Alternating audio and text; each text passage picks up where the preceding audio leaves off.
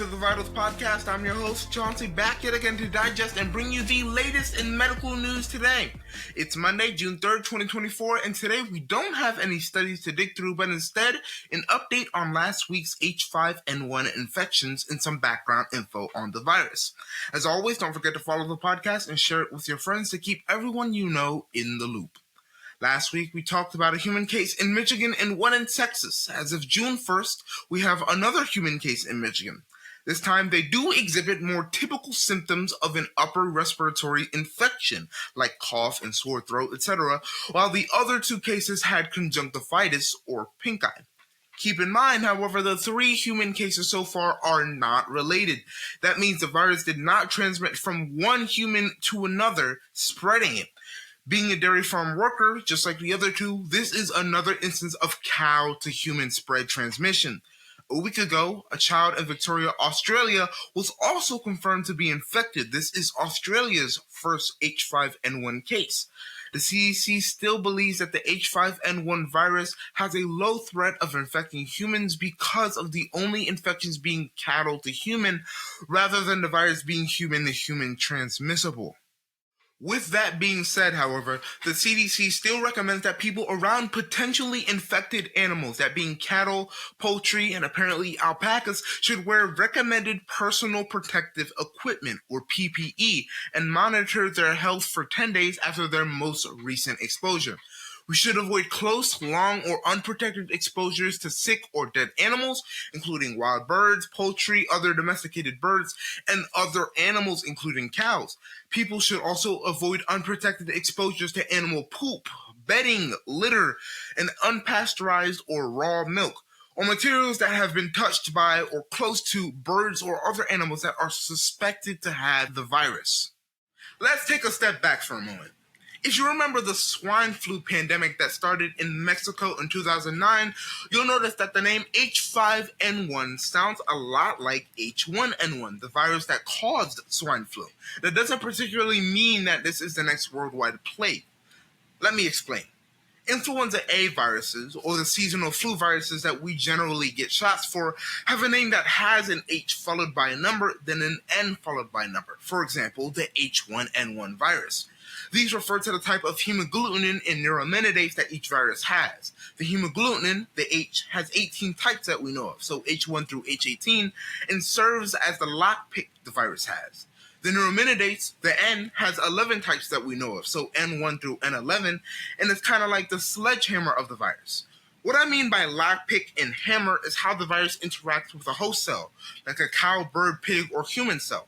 The H protein on a flu virus binds to a protein on our cells called sialic acid, letting the whole thing in. When the virus does its thing, producing itself, using its genetic payload to hijack the cell and make millions and millions more of itself, it uses the N protein, remember neuraminidase, to let itself out, killing the cell. The differences in these proteins and the combinations they make, of which there are potentially almost 200, create the differences in infectiousness and lethality. Flu viruses also mutate their other genes a lot, making them near impossible to fully eradicate with vaccines like humans did for smallpox. Another fact to consider, the flu is something that can create millions and millions and millions of copies of itself in a short amount of time. It mutates very often, and mutations that make the virus bad at infecting others don't get to replicate as often as mutations that are extremely infectious. This means the flu is really good at mutating to become as infectious as possible. Case in point, the deadliest pandemic in world history is credited to the Spanish flu in 1918 after World War I. It was caused by the H1N1 virus and killed 3% of the world's population. That's about 50 million people. A similar virus killed around 500,000 people in 2009. That's the swine flu we were talking about. In 1957, the Asian flu, or the H2N2 virus, killed up to 2 million people worldwide. In 1968, the Hong Kong flu, or the H3N2 virus, killed up to 4 million people worldwide. In 2013, the H5N1 virus hopped from birds to humans and killed almost 700 people in a small outbreak in China. Now we get vaccinated every year for the H5N1 and the H3N2 viruses, as well as some other influenza B viruses to prevent outbreaks like these again. As for the H5N1 virus, our current cow to human bird flu, wow, that's a mouthful, we knew about this virus in birds for a while now. Tens of millions of birds have died from bird flu, and hundreds of millions more have been slaughtered to slow the spread. Humans aren't new to it either. In 2021, a UK citizen who raised birds was infected. In 2022, a worker in Colorado involved with culling birds was infected. Now we have multiple cases of the virus, but largely from another infected species to humans. To put it briefly, the H5N1 virus can infect humans by contact with contaminated substances, like raw milk, but hasn't shown concerning transmissibility between humans.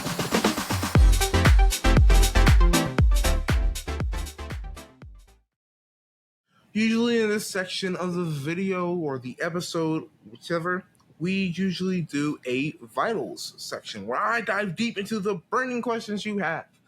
Well, today we don't have any questions. So instead, I'm going to talk a little bit about myself. I have some questions generated by ChatGPT to go over. And there's no script. It's just me talking. So let's see some of these questions. Can you tell us a little bit about yourself and where you're from? Well, your host, Chauncey, the host of the Vitals podcast. I'm from Pennsylvania. I am a high school student. I love medicine. I love basketball. I love writing. Yeah. What inspired you to pursue a career in the medical field? Love this question. So, my mom, firstly, is a ER worker, so there's that. But I am the sick kid. I get sick all the time. I get sick from my mom bringing, well, actually, no, she doesn't really bring home stuff because she has the strongest immune system in the house. It's usually my sister. She brings home stuff all the time. When I was younger, I got sick a lot. I've had strep throat. I've had pink eye. I've had a scratched cornea, even though it's not a disease. I've had whooping cough. I had the flu, the cold. I've had COVID.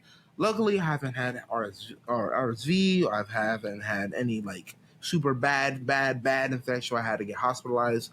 Thank the Lord. But I'd like to say I have a strong immune system after all of that. So there's that. What are some of your hobbies or interests outside of medicine? Well, like I said, I love sports. I am on my high school basketball team. I'm on the varsity team. I'm the captain. I like writing. I'm a gamer. I love listening to music. I love talking to my friends, just discussing stuff. So, where did you study? I'm still a high school student. I have no college. What is your major focus during? Again, I am a high school student. However, though, I take a special course called a PLTW Biomed course. Project Lead the Way. It is made to prepare students for their career in medicine. So there's that. Let's see. What inspired you to start this podcast? Well, it's a funny story about this. So I tutor, by the way.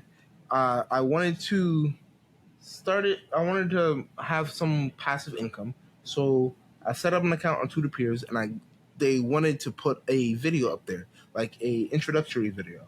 And I wanted it to be the most high quality, coolest, outstanding video of all time. So I bought a mic. And then when it came, I set it up, I put it on my desk, I recorded a video, then I looked at it, and it just popped in my idea.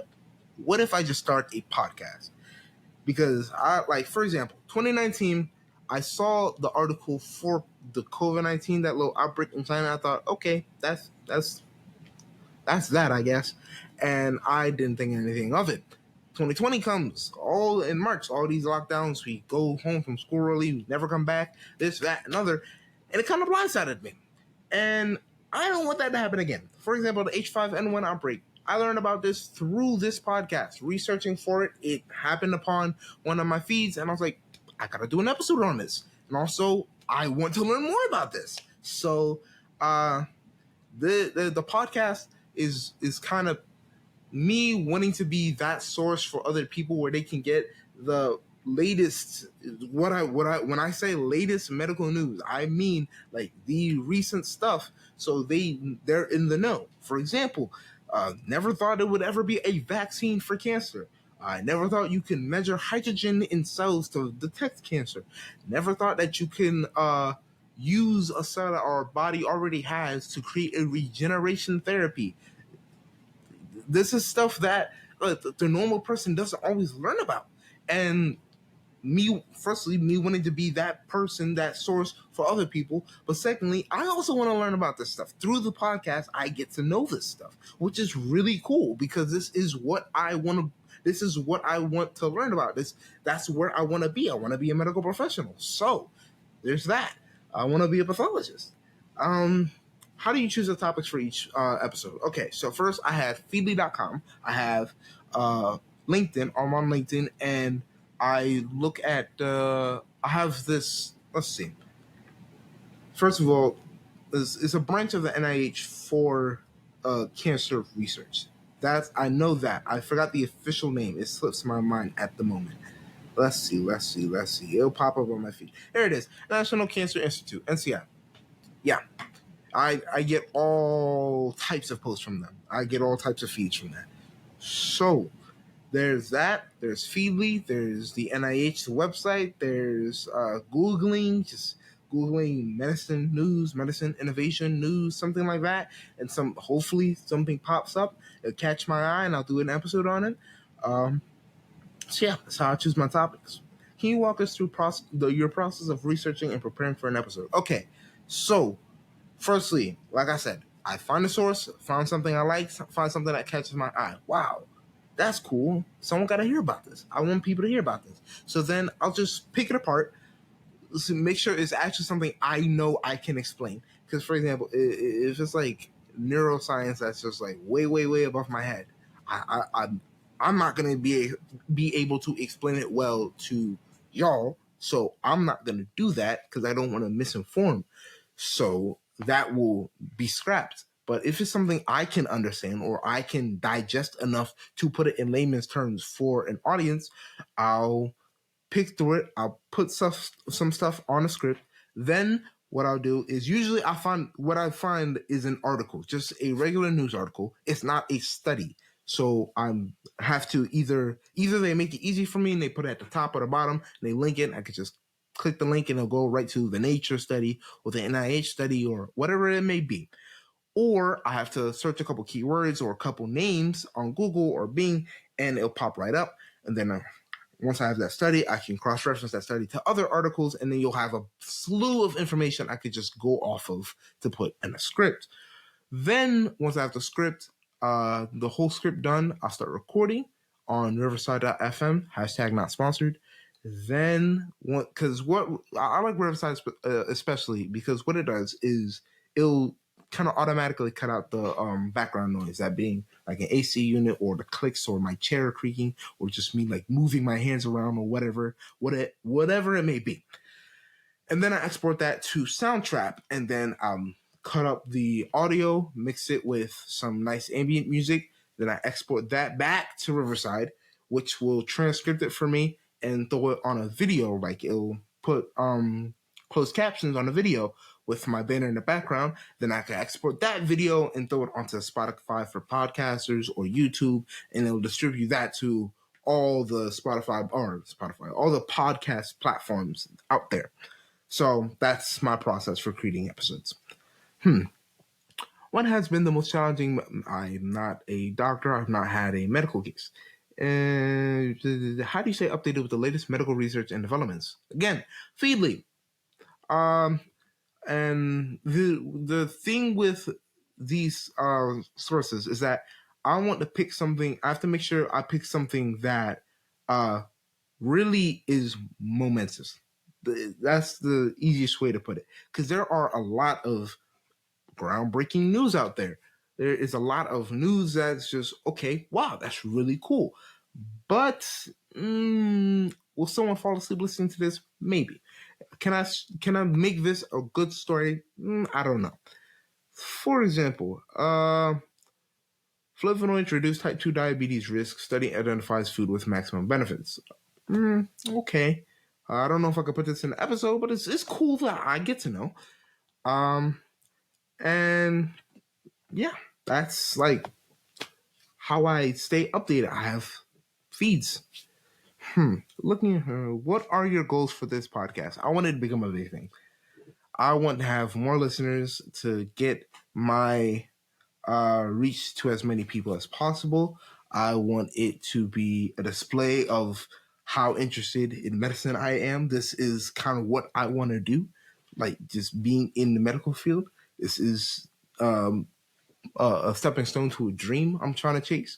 So hopefully this podcast, people like it. Hopefully you share with your friends, and we make it something more. Really.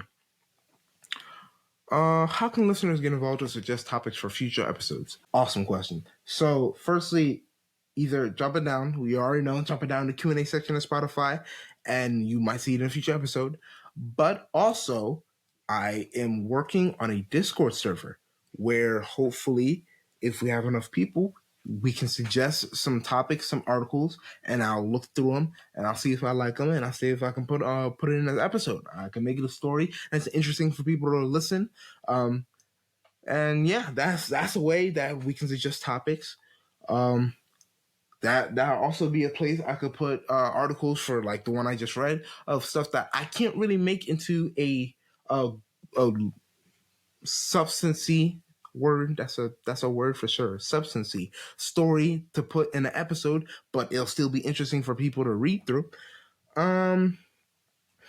If you weren't in the medical field, what other career do you think you pursue? Basketball, for sure. Being a sports athlete, for sure.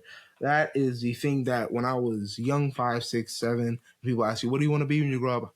I want to be LeBron James. Yeah, for sure.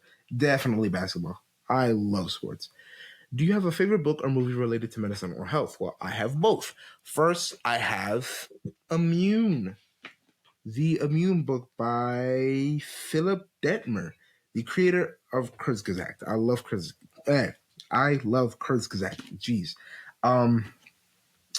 Yeah, Immune, A Journey into the Mysterious System That Keeps You Alive. That's the book official title. I bought this, I want to say like 2 years ago, and never turned back because I love the immune system. That is so interesting. There's so much that is it blew my mind when I first learned about the immune system when I was way. I was a young lad. My mom came home from work. She was like, "Hey," I was like, "Hey, how do people get sick?" Because like, okay, I'm living, and then suddenly I wake up and my throat is sore, and I'm coughing, I'm sneezing, and my nose is leaking, and this and that. And mom was like, "Well," because she comes home from the ER. She's like, "Yeah, these small little things called germs." Because I'm 9, I don't know what bacteria or viruses or pathogens are. I'm like, wow, small little thing. Because I can crush ants all day, but germs can make me sick. This is young me. And then from there, it just blast off. I just start watching a bunch of YouTube videos instead of Minecraft. I'm watching Kurzgesagt and SciShow and Osmosis. I'm watching all these just videos about the immune system and pathology and pathogens and whatnot. It's just like, wow. Because there's so much that goes into it.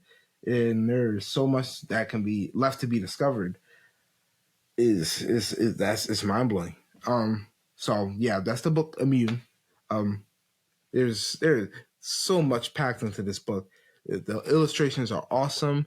The information is always good because what they go into depth into things that they can't really go into depth in videos because of the time constraint. No one wants to watch a 2-hour video about the immune system. I might, but that's besides the point. So they put it in the book, and it's an awesome book. I love the book. Please, you should go read it. If you want to learn more about the immune system or just medicine in general, buy Immune, A Journey into the Mysterious System That Keeps You Alive by Philip Detmer, excuse me. As for a movie, the movie Contagion. I remember saw it with my dad.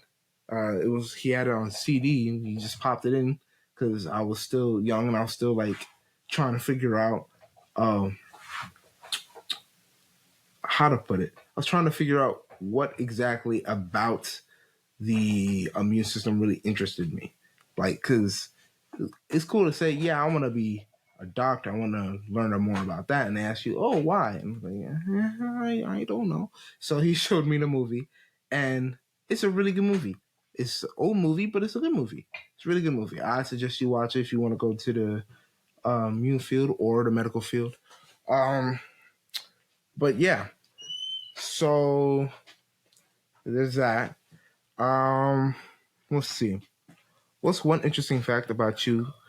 That's one interesting fact about you that your listeners might be surprised to learn. Um, Firstly, I'm a big brother. Sister just walked in and out the room while I'm recording. Lovely. Secondly, I am a childcare worker at my church. I just sometimes either I'm volunteering or I'm out being paid to just watch over the children and guide them in the right directions. So that's something you probably didn't know about me. Even the people that I know personally listening to this might not know about me. What's the best piece of advice you've ever received? My dad once told me this was during basketball season, but it really applies to anything in life. If you put in the effort, the work, the hours, whatever it is, whatever you want to be, whatever it is that you're trying to do, you put in all that you can to it. The rest will follow, whether that be fame, money, talent, success, whatever you call your goal, it will follow because that's how the world goes from. You put in the work, you put in the effort, you do everything in the background, even if even if you're not acknowledged for it, even if people might not see it or appreciate it as much as you would hope it is. The rest will follow. How do you balance your professional responsibilities with your personal life? I'm not a doctor, so I can't answer that question. Can you share a funny or memorable story from your time in the medical field? I went to a program called HMS Med Science, Harvard Medical Science, Harvard Medical School. Yes, that Harvard. And it was a week-long summer program where you get to learn a bunch of skills that um, ER workers or EMTs learn in med school, that being like intubation, suturing, putting an IV, stopping the bleed, CPR. I'm CPR certified, by the way. Stuff like that. And there's also like their selling point. This really cool part is that they have not one but two like life-sized. I don't want to use the word animatronics, but it's kind of that, where it's in a bed. It's hooked up to a speaker and a microphone. So in another room, your instructor just gets to control absolutely everything about this. They control the vitals. They control, like, you can put your stethoscope to it. You can hear their breathing. You can hear their heartbeat. And the instructor in the other room gets to control that. You see the EKG. You see their O2. You see their breaths per minute, you see their temperature, you see everything, and all of that's controlled by the instructor. You can have conversations with the instructor through the animatronic because the instructor pretends to be the patient. And we had like about 4 or 5 or 6 of these cases during the week. And I remember the last case. This is really what blew me away because up to this point, I thought AI was just kind of like how do I put this? Like a cheapskate and out to like actually like put in the studying. I thought it was just an answer generator, which I didn't really like because it's not how I roll. I think on my feet. So, but then they had a computer person come in, and they were like they gave their presentation about how AI can more enhance the treatment that professionals give to patients instead of trying to replace professionals. And they exemplified this. They did another case study where they sent the instructor had a whole slew of symptoms that were associated with seizures. But the twist was we had one of our team members, we had one of the students on the computer, and anytime we got a symptom or a sign or some type of piece of information, some chunk of information from the patient, they just plugged that into ChatGPT, and then ChatGPT would spit out all these diagnoses. And the more you plug in, the more it narrowed it down, or it was more confident in a specific diagnosis. And I remember it was some crazy diagnosis that I've never heard of, and that was really unrecognizable. And it was like, wow, that's the power of AI, really. As a health professional, I don't know if I would have ever, even with the training from med school and whatnot, I don't know if I would have ever had come up with some diagnosis like that. But yeah, and for part of the case study was that their previous medical provider, their previous doctor, whatever you want to call it, they had given them a misdiagnosis, and they diagnosed them for seizures, which didn't help. The seizure medication didn't really help. So that's a memorable story from my time in the quote medical field, but I would like to call it my medical journey. That's what I call it, because I'm not in the medical field yet. Yeah. So that's the end of the questions from ChatGPT. So if you have any questions for me, please don't hesitate to drop it down below. Don't refrain to ask me in the Q&A section of Spotify. I would be happy to answer any questions y'all have for me. So that's it from me. Until next time, keep your vitals strong and your spirits high. This is your host, Chauncey, signing off. Take care. Stay healthy. I'll see y'all next week.